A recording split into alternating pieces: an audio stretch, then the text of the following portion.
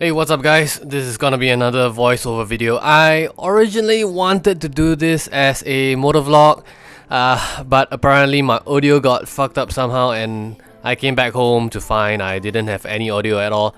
Alright, so right now I am sitting in my studio re-recording every bloody thing I had said before all over again. But hey, at least the audio quality is gonna be better, I guess. So anyway, what I wanted to cover on today's video has got to be on safety tips while riding a motorcycle, especially in Singapore. Because within the first 3 months of this year alone, between January and March of 2019, I've already seen at least 6 or 7 Facebook posts or videos shared on WhatsApp groups of motorcyclists dying in Singapore or being horribly injured, which is absolutely ridiculous considering how few motorcycles there are actually in Singapore itself. So without further ado, let's get down to the tips themselves. Number 1. Avoid commercial vehicles like the plague. Buses, lorries, vans, large trucks, taxis, whatever. Avoid them all if you can. A good rule of thumb is to stay outside the range of the vehicle in a baseball diamond shape. And the larger the vehicle, the more space you want to give to them, of course. If you have to enter this danger zone, pass it quickly and don't loiter around. The biggest problem with commercial drivers is that they tend to be any combination of the following, like badly trained, overworked, or have primitive mentalities about people smaller than them. And the drivers themselves are a safety hazard to everybody around them and should be shunned. And it doesn't help that they are operating weapons of mass destruction, if you get what I mean. Now, private car drivers, road cyclists, and many other delivery riders themselves are also sometimes a problem, as they have even less training in the operation of the vehicle they use, especially most people that drive cars. But they generally don't suffer from fatigue as much and are smaller and less dangerous machines in comparison. So the chances of you getting into a fatal accident with one of them is a lot lower compared to larger vehicles. Number 2. Speed doesn't kill. Suddenly changing speed does. Now, I have absolutely no problem with people going fast. It's not really dangerous at all with a properly maintained bike, even when it's raining. What will kill you is if you try to stop suddenly at high speed. Now, if you try to go from 200 kilometers per hour to 0 in 1 second, I have bad news for you. There's a reason why there's such a thing called aquaplaning, physics basically. And that is also why the 2-second rule exists for trailing vehicles when you took your fucking motorcycle license in the first place, and why you should always follow it, even if the only thing in front of you is an empty road. Now, never travel at a speed where you cannot stop in 2 seconds, especially if you're in unpredictable traffic or you do not know the road. Sudden stops will cause your wheels to lose traction with the road surface. Even in dry weather, I've done that before and I've nearly skidded. So even in dry weather, that can cause a skid if you try and brake hard in heavy traffic if you're going too fast, and it gets worse in the rain. The reverse is also true when accelerating, so you want to be gentle with your accelerator.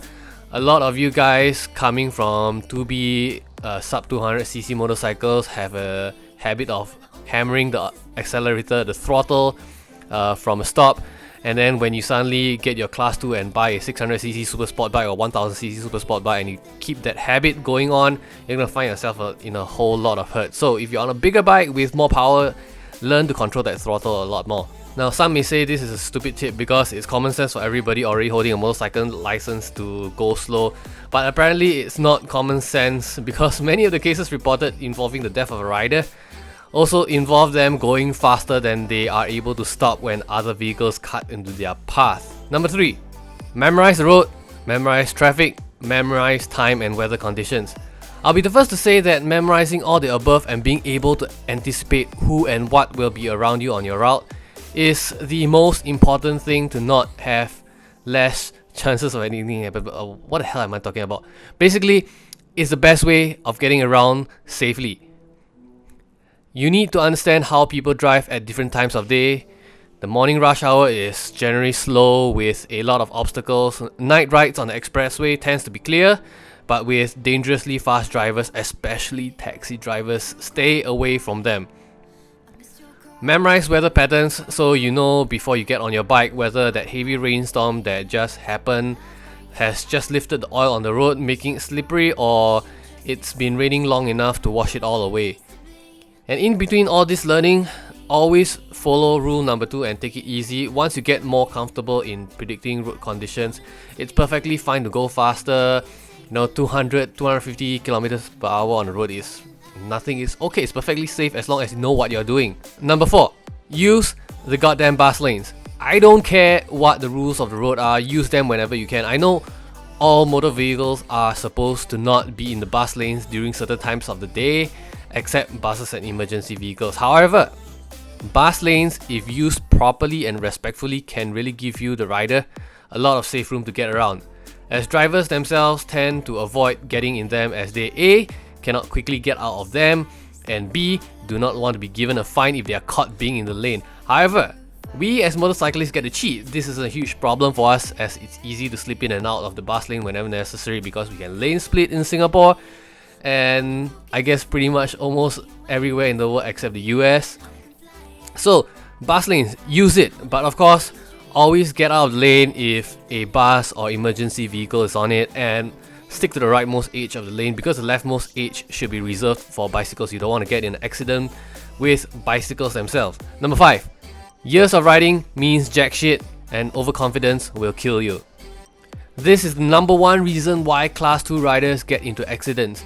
Some riders believe they are better and safer on a bike, having experienced no accidents after 10 years of riding, but the truth is that's just either plain luck or they've always been keeping to riding within their comfort zone.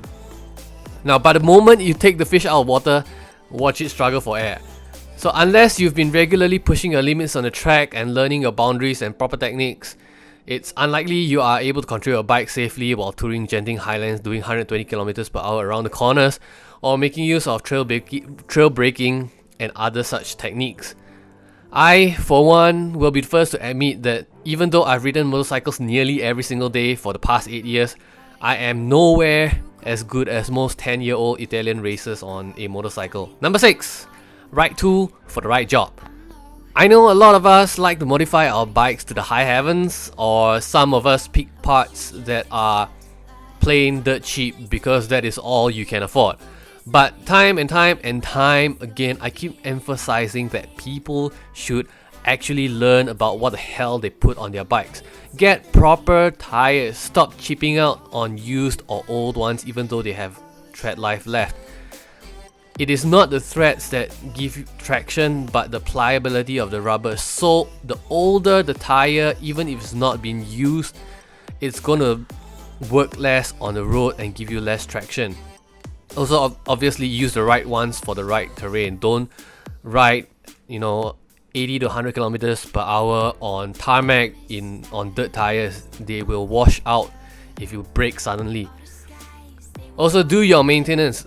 I can't stress enough, make sure things like your chain is lubricated and check that it's still serviceable. I can't say more, I don't have to say more. I can't imagine how many times I meet some old fart on a beat up underbone or GN125 that they barely take care of, and with balding tires and a badly maintained carburetor, and they just stall halfway right in front of me, causing me to almost ram into their rear end. Of course, luckily I usually give a lot of space so that doesn't happen, but this could cause an accident on the road if it happens to you and your badly maintained bike stalls out in front of a big truck.